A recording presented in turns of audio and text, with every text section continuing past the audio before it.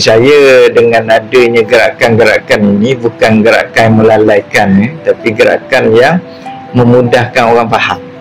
Jadi kalaulah Tuan Guru Harundin pun dia iktiraf saya, anak murid ni lagi iktiraf lah apa yang dibuat itu, sebab gerakan-gerakan itu gerakan yang kena, bukan gerakan yang melalaikan, tapi dia kena dengan subjek tu, dengan huruf tu.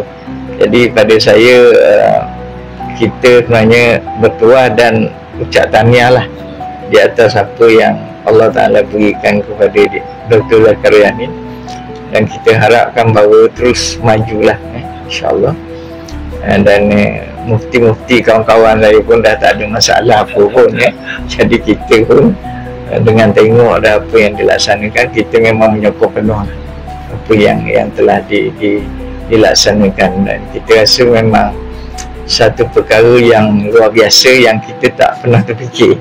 Tapi Allah Ta'ala berikan, maknanya ada seorang manusia nama Dr. Zakaria, dia telah berjaya membuktikan bahawa kaedah ini menjadi satu yang menarik bukan saja kepada orang Islam tapi juga kepada non-Muslim lah. Jadi tahniah dan syabas lah kepada Dr. Zakaria, dan kita rasa terharu dengan kaedah ini, dan kita rasa bersyukur lah apabila ada kaedah ini yang boleh membantu banyak orang insyaAllah.